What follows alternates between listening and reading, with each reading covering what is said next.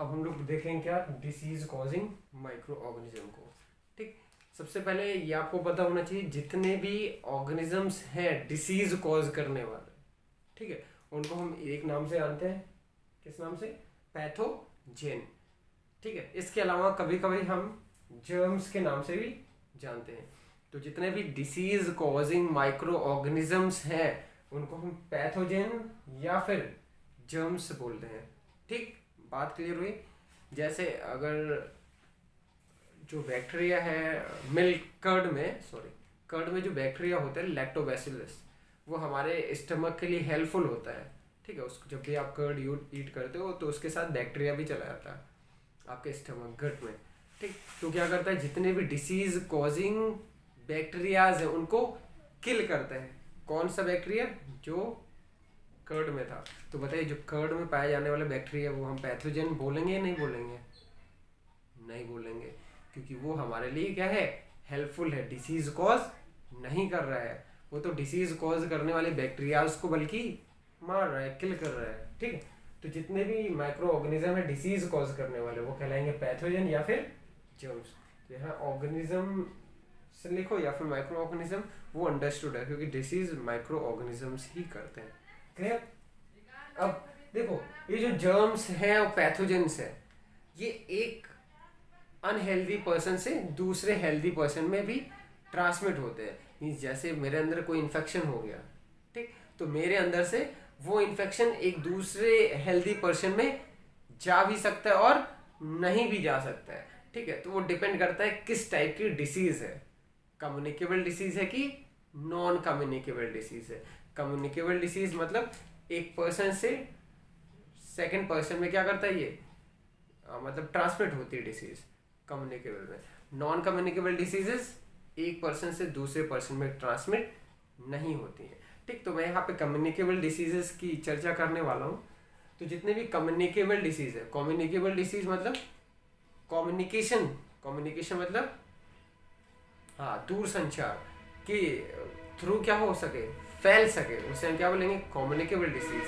ठीक, तो communicable diseases के मोड ऑफ ट्रांसमिशन क्या क्या है, मतलब कैसे ये ट्रांसमिट हो सकते हैं, कैसे एक पर्सन से दूसरे पर्सन में जा सकते हैं। ठीक, तो मोड ऑफ ट्रांसमिशन की बात करें तो वो हो सकता है through air, through food and water, through contact, through carrier और थ्रू कट्स एंड वुंड्स। ठीक है, तो ये कुछ तरीके हैं मोड ऑफ ट्रांसमिशन है जिसके through disease causing pathogen one person to other person transmit होता है। सबसे पहले थ्रू एयर बात करें तो जब भी हम क्या करते हैं, स्नीज करते हैं, छींकते हैं या फिर कफिंग करते हैं, ठीक है, खांसते हैं, तो होता क्या है, जो भी इन्फेक्शन हमारे अंदर होता है वो उस कफ के साथ या फिर स्नीजिंग के साथ एयर में आ जाता है। ठीक, एयर के थ्रू जो भी पर्सन आपके आस पड़ोस में होगा उसके पास चला जाता है और लगातार हम ब्रीथ कर रहे होते हैं, ब्रीदिंग के थ्रू उसके रेस्पिरेटरी ट्रैक में चला जाता है। अब अगर उस इंसान का इम्यूनिटी पावर बढ़िया है तब तो इन्फेक्शन की चांसेस कम है, लेकिन अगर इम्यूनिटी पावर कम है तो इन्फेक्शन के चांसेस बहुत ज़्यादा बढ़ जाएंगे और इन्फेक्शन आसानी से हो जाएगा। क्लियर हो ये बात? तो एयर के थ्रू भी पैथोजन का ट्रांसमिशन हो सकता है। ठीक, कौन कौन से डिसीजेज में होता है, एग्जांपल देख लेते हैं। ठीक है, यहाँ लिख लेंगे diseases that are transmitted through air are कौन कौन से हो सकते हैं? तो सबसे पहला आपका जो है वो है चिकन पॉक्स, जिसको हम चेचक भी बोलते हैं। चेचक भी कैसे एयर के थ्रू फैलता है। ठीक है, इसीलिए बोलते हैं कि किसी के घर में अगर चिकन पॉक्स है, चेचक निकला तो उस मोहल्ले से या फिर उस घर के आस पड़ोस में नहीं जाता, क्योंकि एयर बॉर्न होता है तो एयर से भी हो सकता है। ठीक है, इसके अलावा मम्स भी क्या है, एयर के थ्रू होता है। मम्स क्या होता है, अभी थोड़ी देर पहले ही बताया था, और पता भी होगा कि यहाँ जो पैरोटिड ग्लैंड होता है, 7th क्लास में बताया था, यहाँ पैरोटिड ग्लैंड होता है। इस पैरोटिड ग्लैंड में क्या होती है, मम्स वायरस की इन्फेक्शन की वजह से स्वेलिंग हो जाती है, स्वेल कर जाता है, फूल जाता है, ठीक है। तो चीक रीजन में क्या हो जाती है, स्वेलिंग, इसे हम बोलते हैं मम्स, ठीक। आगे ट्यूबरक्लोसिस,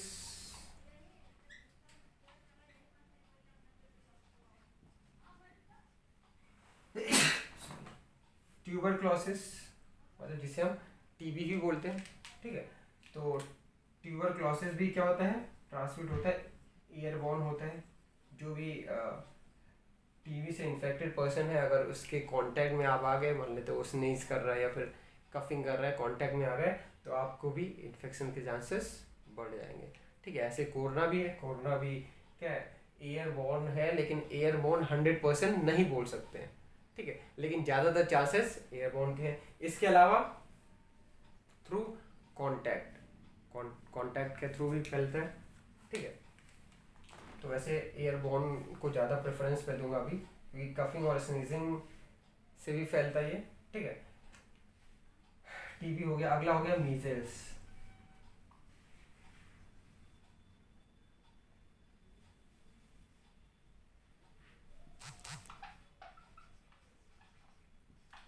ठीक है, मीजल्स जो कि खसरा के नाम से हिंदी में क्या बोलते हैं, खसरा बीमारी है, ठीक है। ये होता है रुबेला वायरस से, और रुबेला की वैक्सीन पिछले बार लगी थी जनवरी में, आपको याद होगी, इंजेक्शन लगा था स्कूल में, हाँ। तो मीजल्स डिसीज है और रुबेला वायरस का नाम है, तो रुबेला वायरस डिसीज कॉज करता है मीजल्स, खसरा, ठीक। अब आते हैं disease transmitted through food.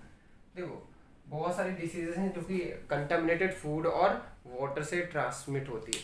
Contaminated क्या होता है, मतलब रुका पानी या फिर बहुत दिनों से रखा खाना है, ठीक है, या फिर कहीं बाहर में रखा खाना है। कंटामिनेटेड मतलब होता है जमाव, ठीक है। तो कंटामिनेटेड फूड और वाटर से भी बहुत सारी डिसीजेस क्या होती हैं, एक हेल्दी पर्सन के अंदर ट्रांसमिट होती हैं, ठीक। तो लिख लेंगे diseases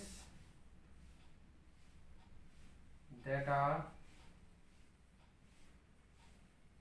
caused due to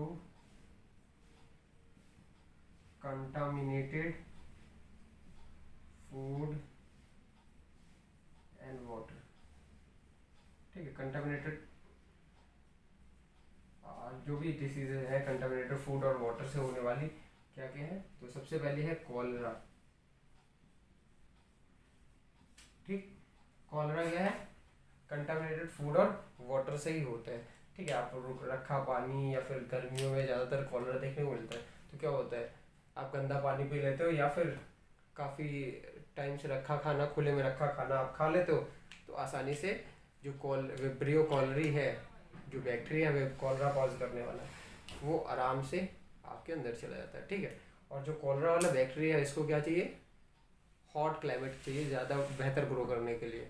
तो अगर गर्मी में खाना बाहर खुले में रखा है तो कॉलरा का इन्फेक्शन की चांसेस ज़्यादा है। इसके अलावा आगे बात करें तो टाइफाइड,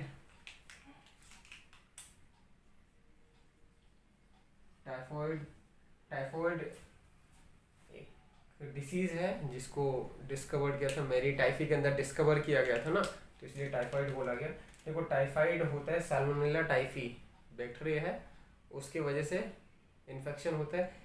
इसमें होता क्या है कि जो भी बैक्टीरिया होता है वो हमारे स्मॉल इंटेस्टाइन के गट में होल्ड करने लगता है। मीन्स अगर ज़्यादा टाइम हो गया है टाइफाइड का, तो पहले सिम्टम्स आएंगे, ठीक है, लेकिन आप अगर सिम्टम्स को केयर नहीं किया और उसकी ट्रीटमेंट नहीं करा है, तो धीरे धीरे एक ऐसी कंडीशन आती है जिसमें जो भी बैक्टीरिया है टाइफाइड वाले, वो हमारे स्मॉल इंटेस्टाइन में क्या करने लगते हैं, होल्ड करने लगते हैं, ठीक है। और अगर उस टाइम तक अगर पर्सन मान लेते हैं ट्रीटमेंट नहीं कराते, एकदम लास्ट स्टेज पे जाकर ट्रीटमेंट कराता है, तो फिर क्या होगा, उसको सर्जरी से भी बचाया नहीं जा सकेगा। मीन्स एकदम बहुत बेकार कंडीशन हो जाएगी। तो शायद मतलब चांसेस केवल 100 में 2 से 5% चांसेस रह जाएंगे उसके सर्वाइवल के, ठीक। तो टाइफाइड कि सिम्टम्स आते ही तुरंत प्रॉपर डॉक्टर्स की गाइडेंस लेके मैं ट्रीटमेंट कराना चाहिए। ठीक है, सिम्टम्स की बात कर लें तो सिम्टम क्या क्या होते हैं, आपके एब्डोमेन पेन होगा, मतलब जो भी पेट वाला रीजन है इसमें दर्द होगा। ठीक है, हाथ पैर में बिल्कुल मतलब जैसे लगेगा जान ही नहीं है, पूरे शरीर में लगेगा जान ही नहीं, पूरा दर्द करता रहेगा। ठीक है, पूरी एकदम कमजोरी से लगेगी। इसके साथ साथ आपको डायरिया भी हो सकता है ना, और बुखार भी रहेगा, बुखार आएगा चिल के साथ, तो ठंडक के साथ हल्का फुल्का। ठीक, तो टाइफाइड में बुखार भी परसिस्ट करेगा, और एब्डोमेन पेन होगा, बॉडी में बहुत ज़्यादा बॉडी में पेन होगा और लगेगा जान ही नहीं, कमजोरी जैसा महसूस होगा। क्लियर हुई बात? कॉलरा हो गया, टाइफाइड हो गया। अगला है डाइसेंट्री। डाइसेंट्री मतलब हाँ लूज मोशन यानी कि पेचिस। तो डाइसेंट्री भी किसके वजह से होता है, कंटामिनेटेड फूड और वाटर की वजह से। ठीक, जैसे बाहर खुले में जो फिर टिक्की समोसा, जो भी समोसा या फिर जो भी खुले में चीज़ रखी होती है उसको आप अगर ईट कर लिए तो होता क्या है, अगर डाइसेंट्री वाला बैक्टीरिया, कॉलरा या टाइफाइड वाला बैक्टीरिया चला गया आपके अंदर तो इन्फेक्शन होना ही है। तो इसीलिए हमेशा प्रॉपर सैनिटाइजेशन के साथ ही और प्रॉपर हाइजीनिक फूड ही ईट करना चाहिए। ठीक, प्रॉपर सैनिटेशन का भी ध्यान रखना चाहिए। चलो, कांटेक्ट की बात करें तो बहुत सारी डिसीजेज हैं जो कांटेक्ट से फैलती हैं। ठीक, कांटेक्ट मतलब एक पर्सन से दूसरे पर्सन के कांटेक्ट में फैलती हैं। तो जैसे चिकन पॉक्स है ना, चिकन पॉक्स भी कैसे फैलता है, कांटेक्ट से, मतलब किसी के निकल गई चेचक, अब बगल में अगर आदमी उसके कांटेक्ट में आ गया तो उसके कांटेक्ट से वो वायरस किसके अंदर चला गया, हाँ उस सामने वाले पर्सन के अंदर चला गया तो उसको भी इन्फेक्शन हो जाएगा। तो लिख लेंगे डिसीजेस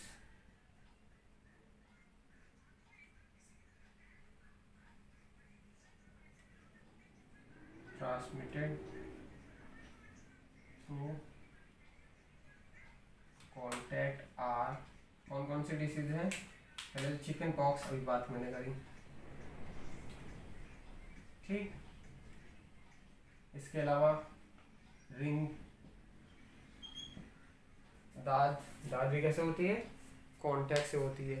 ठीक, एथलीट फूट, एथलीट फूट क्या होती है, पैर, पैर के अंगूठों और फिंगर्स के बीच में क्या होती है, सड़न हो जाती है और नीचे के साइड में, ये भी क्या है, फंगल इन्फेक्शन है। ठीक, तो ये सारे जितने भी डिसीजेज हैं कैसे होती हैं, कांटेक्ट से होती हैं। क्लियर हो रही बात? अगला क्या है, कैरियर। कैरियर मतलब ये जो डिसीज है ये किसी ऑर्गेनिज्म के थ्रू फैलेगा। जैसे कि मेरे अंदर कोई डिसीज है, अब सामने वाले के अंदर अगर वो डिसीज ट्रांसमिट होनी है तो उसके लिए एक कैरियर चाहिए होगा, एक और ऑर्गेनिज्म चाहिए होगा।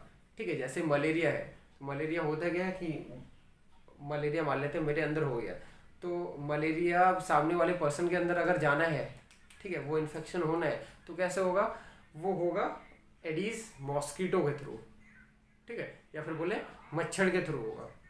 मच्छर पहले मुझे काटेगा, मुझे जैसे ही मुझे बाइट करेगा, वो जो मलेरिया वाला यानी कि बोले प्लाज्मोडियम का जो एग है और बोले तो मेल और फीमेल गैमीट है, वो कहाँ चला जाएगा, मॉस्किटो के अंदर, वहाँ फर्टिलाइज होगा, फिर से अपना नंबर बढ़ाएगा। अब वो मॉस्किटो जब भी दूसरे ऑर्गेनिज्म को बाइट करेगा, उसके बाइट से ही वो जो प्लाज्मोडियम था सामने वाले पर्सन के अंदर चला जाएगा। ठीक है, तो वो जो हेल्दी पर्सन था वो भी इन्फेक्टेड हो जाएगा, मैं तो ऑलरेडी था, तो मेरे से हेल्दी पर्सन में इन्फेक्शन ट्रांसमिट होने के लिए बीच में कौन आया, एक कैरियर आया। ठीक है, एक बोले तो वेक्टर आया जिसके थ्रू ये ट्रांसमिट हुआ। तो जो कैरियर है इसको हम वेक्टर के नाम से भी जानते हैं। तो ये भी लिख लेंगे पहला point,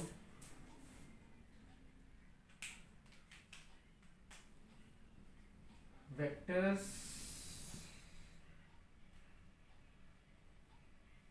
are the organism which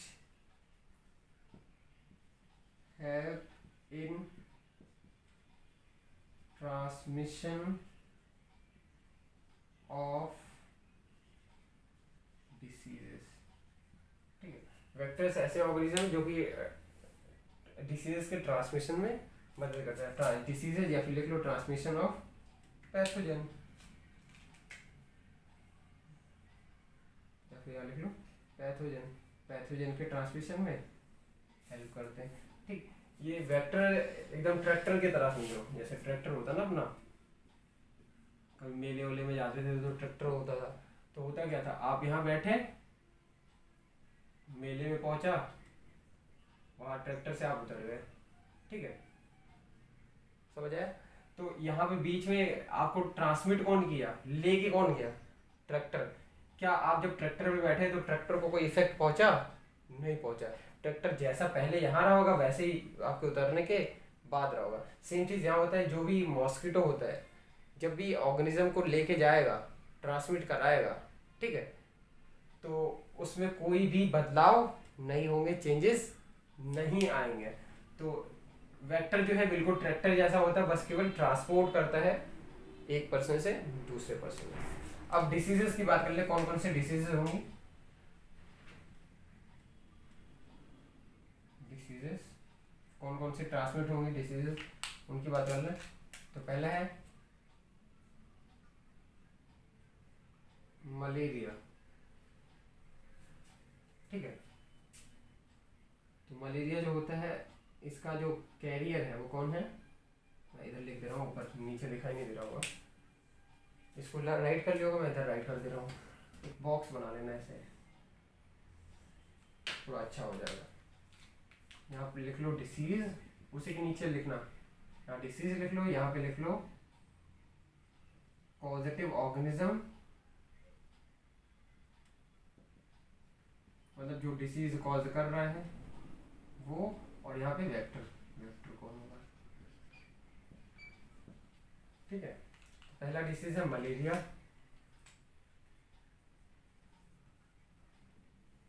ठीक है, मलेरिया कौन करता है, Plasmodium.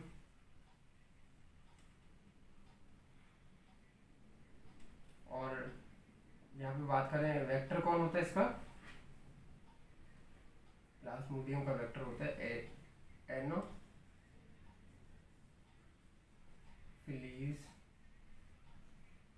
Mosquito.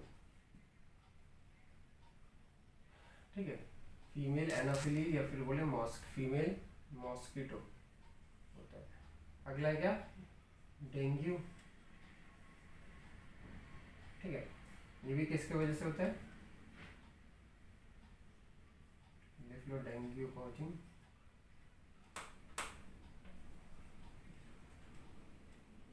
Pathogen, dengue cause करते हैं डेंगू। ठीक है, ये किसके थ्रू फैलता है, ये फैलता है आपका एडीज मॉस्किटो। तो डेंगू फैलता है Aedes mosquito through. Even rat भी वेक्टर होते हैं बहुत सारी डिसीजेस का, जैसे कि प्लेग, लिखने के प्लेग, ये किसके थ्रू होता है, ये बैक्टीरिया के थ्रू होता है।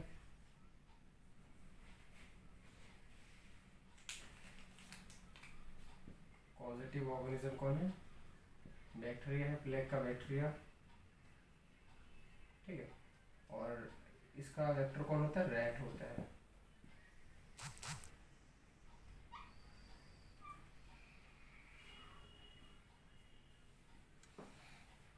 ठीक, इसके अलावा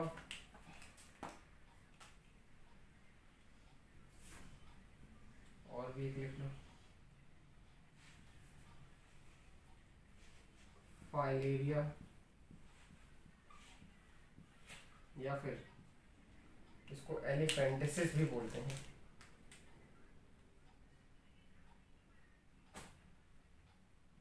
मतलब हाथी पाँव।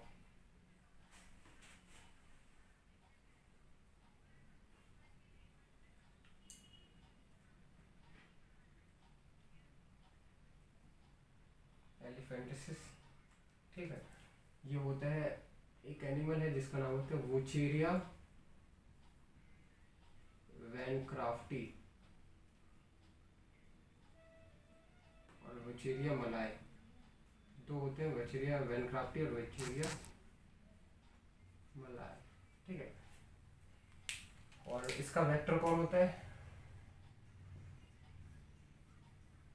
इसका एडिस मॉस्किटो एनाफिली हो गया, और इसका भी क्या होता है, मॉस्किटो होता है या फिर हाउस फ्लाई, जो भी घर की मक्खी होती है उसके थ्रू फैलते हैं, उसके थ्रू मतलब इन्फेक्शन फैलता है, यानी कि वो वेक्टर होती है। क्लियर हो रही बात। तो ये बात थी किसकी, थ्रू कांटेक्ट की। अगला है क्या, कट्स और वुंड्स, मतलब कहीं पे कट लगे और घाव बन जाए, उसके थ्रू ट्रांसमिशन हो। तो होता क्या, जब भी आपको कट लगता है या फिर घाव लगती है, तो जब घाव लगते हैं तो उसके थ्रू क्या होता है, घाव लगने के थ्रू जो भी स्किन होती है आस पड़ोस की, वो क्या हो जाती है, हट जाती है। स्किन हटने की वजह से वहाँ पे क्या हो जाता है, एक रास्ता बन जाता है, रास्ते से उस रास्ते के थ्रू जो भी कट्स और वुंड के थ्रू बैक्टीरिया फैलने वाले होते हैं, मतलब जो बहुत छोटे बैक्टीरियाज होते हैं वो अंदर इन्फेक्ट कर जाते हैं, जैसे कि टिटनेस का बैक्टीरिया, ठीक है। टिटनेस का बैक्टीरिया इन्फेक्ट कर जाएगा और टिटनेस कॉज कर देता है। तो जब भी चोट आपको लगती है, ठीक है, या घाव हो रहा होता है, तो आपको टिटनेस का इंजेक्शन ज़रूर लेना चाहिए, क्योंकि ज़्यादा चांसेस होते हैं, 90% चांसेस होते हैं कि वो जो भी टिटनेस वाला बैक्टीरिया उसके इन्फेक्शन होने का, ठीक है। लिख लेंगे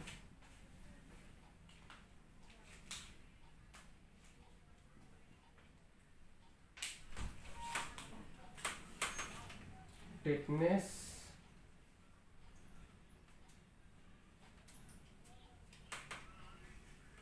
causing bacteria is transmitted through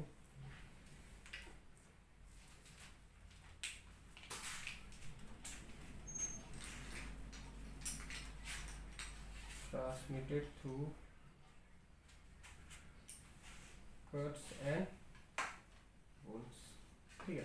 कहीं पे चोट लग गई है, कट गया और घाव लग गई, तो उसके थ्रू टिटनेस का बैक्टीरिया इन्फेक्ट कर जाता है, मतलब टिटनेस होने के चांसेस बहुत ज़्यादा हो जाते हैं। क्लियर हुई बात। तो ये क्या था, मोड ऑफ ट्रांसमिशन की बात थी, ठीक। अब इसके आगे हम लोग डिसीज़ देख लेते हैं, डिसीज़ कितने तरीके की होती है। तो इसके नीचे आप लिख लीजिएगा, मैं इधर बता दे रहा हूँ। तो जो भी डिसीजेज हैं वो दो तरीके की होती हैं, कम्युनिकेबल और अगला है नॉन कम्युनिकेबल। कम्युनिकेबल डिसीज ऐसे डिसीज जो one person to other person transmit हो। तो यहाँ person to person disease transmit हो तो कहलाएगा कम्युनिकेबल, और पर्सन टू पर्सन डिसीज ना ट्रांसमिट हो, ठीक है, या फिर यहाँ पे ऐसे क्रॉस कर लो, जो भी डिसीज है ट्रांसमिट ना हो, तो ये क्या कहलाएगा, नॉन कम्युनिकेबल। बात क्लियर हो रही है, पक्का, ठीक है। तो this was all about the today's lecture. अब इसके आगे हम लोग देखेंगे बैक्टीरिया और डिफरेंट वायरस, फंजाइज और एल्गीज और उनसे होने वाली डिसीज के बारे में, और फिर वहीं पे हमारा चैप्टर लगभग कंप्लीट हो जाएगा। क्लियर। सो अब मिलते हैं अगले लेक्चर में।